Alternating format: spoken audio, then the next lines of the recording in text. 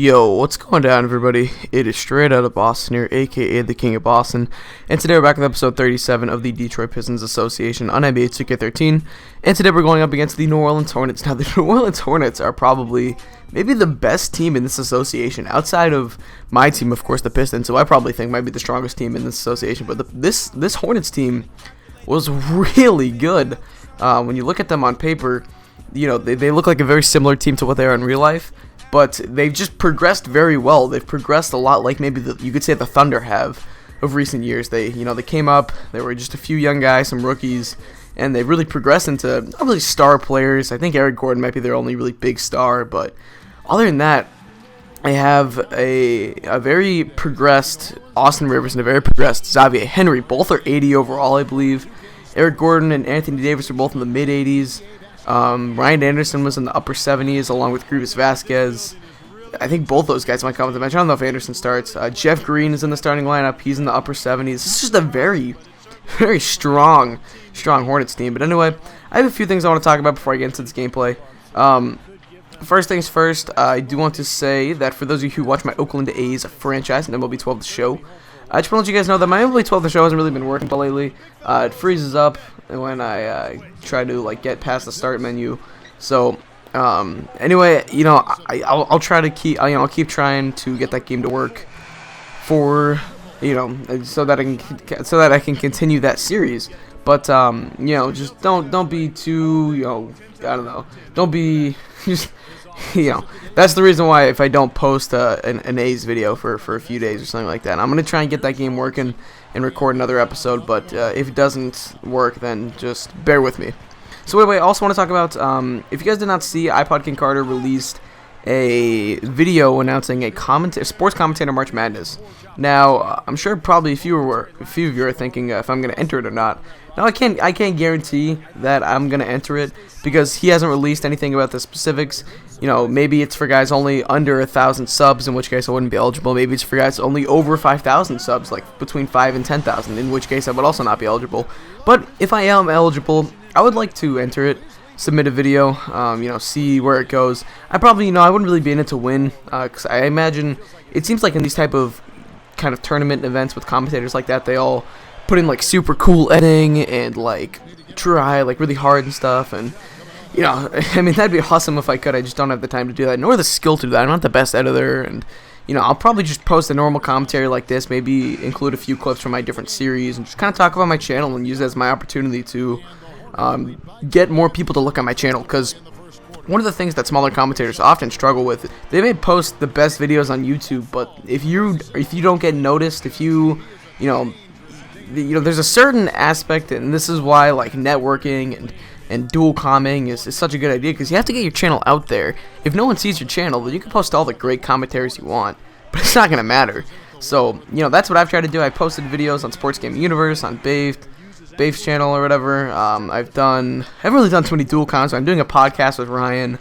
That's a way for both of us to kind of expand into each other's subscriber bases, because we do post very similar type videos. There's a lot of MLB 12 The Show. I would suggest that if you guys are interested in MLB 13 The Show commentaries, go check his channel out when MLB 13 The Show drops. He goes really hard into franchises. He knows so much about baseball, but I shouldn't be advertising his channel on an NBA video. So anyway, that I'll probably enter that, but I'll probably I'm not expecting to win or anything like that. My goal out of it would be to get a video on his channel and have it be at that. If I get to the second, third, fourth, fifth, sixth, seventh round or whatever, that'd be awesome. I just wouldn't expect it. So anyway, let's get into the gameplay. So we're going up against the New Orleans Hornets, who I mentioned are probably one of the better teams in this association. They have a lot of star players, and they've kind of grouped them with a lot of key role players like a Jeff Green, Xavier Henry, and Grievous Vasquez, both upper 70s and 80 overall players who come off the bench, who apparently have accepted the roles. I wish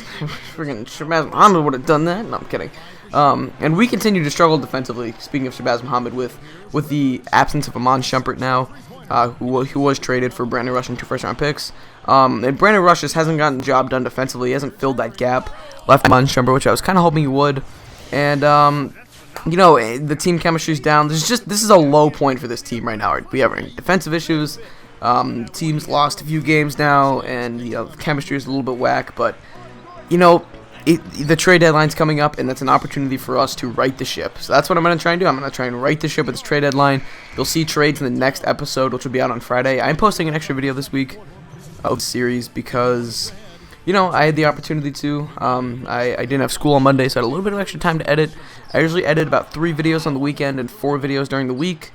You know, somewhere around that. You know, I usually do like 1 on Monday, Tuesday, Wednesday, Thursday, and then on the weekend, maybe I'll do 1 Friday night, maybe I'll do 2 on Saturday, Sunday. That's usually my editing schedule for putting out 1 video a day. But when I get opportunities, when I don't have school on extra days, I try to edit extra videos those days.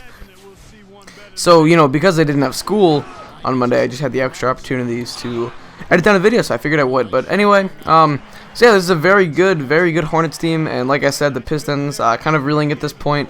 We really need to make some moves at the trade deadline. I'm really going to try and improve this team and finalize this team, really make this a championship contender. If you notice that a lot of our guys, like Thomas Robinson and Jared Sullinger, a lot of our role players that we've surrounded with, you know, Carmelo Anthony and Dwight Howard are going to be around for a while. I mean, you know, Robinson's contract expires after next year, along with Sullinger's. I'm not sure if I'll be able to re-sign them, but, you know, that's 2 guys that are locked up for 2 years. That's good. I mean, those are the type of guys that we need. You know, as well as like an Aaron Kraft is up for, you know, he's locked in for 4 years. Hopefully, you know, if Corey Maggette, Lamar Odom, and Sean Marion decide to move on, we can just fill in with other veterans. I mean, we've built a team that's easy to replace players with. You know, I can find a rebounder like Thomas Robinson or Jared Sullinger. I can find a shooter like Corey Maggette. Or you probably, you know, finding a Lamar Odom is gonna be hard. You know, he's a versatile player. There aren't so many guys like him. But I can replace that, you know, stretch 4, power forward type of position. But anyway, you know, it's a good roster, but we definitely need to work on it with the trade deadline coming up. So anyway, now would be a good time to kind of get into the gameplay part of this commentary, of course. So as we're entering the 4th quarter, we're going to be down 83-80, as you'll see, with this kind of new thing that I'm putting into my NBA association videos, kind of the end of quarter cut type scene things, you know, so to say. It just gives you guys the scores of the games at the end of each quarter. I think it's good to keep you guys updated, keep you guys kind of into the game, so to say, because I ramble off in a lot of my commentaries, and I do want to make sure that you guys are still paying attention to the gameplay. Obviously, I'm not forcing you to, but for those who are trying to stay, or what am I trying to say? For those who are trying to pay attention to the gameplay, it helps them a lot. So it's 91-82 now. The Hornets have opened a bit of a gap, and Jeff Green with puts the spin cycle on, gets a nice spin layup to go there. The Hornets have an 11-point lead now. Our defense is really struggling to get the stops needed. Our offense is doing all right. 84 points midway through the 4th quarter. That's not too bad. It's not the best, but it's what we should only need to get, so to say. But Thomas Robinson on the offensive boards, he really had a good game. He's going to get that offensive rebound, put it back up. He's got 16 points going along with 6 rebounds now. He was really having a good game. But look at Ryan Anderson with the mid-range hop-step pull-up. I don't know what that was. That was so nice, though.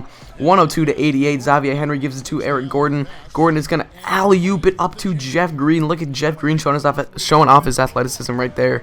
Good to see out of him. 106-91. Muhammad with the ball is going to give it to Carmelo Anthony, who's doing everything he could to get his team back in the game. But, you know, as much as Melo can do on the offensive end, he cannot help a defensive unit that needs to work as a team. But look at Anthony with the steal. Gives it to Thomas Robinson on the fast break. It puts the one-handed slam down. 20 points for Thomas Robinson. Really good game at him so far. Anderson with the ball that was going to find a cutting Jeff Green, who's going to get the left-handed layup to go.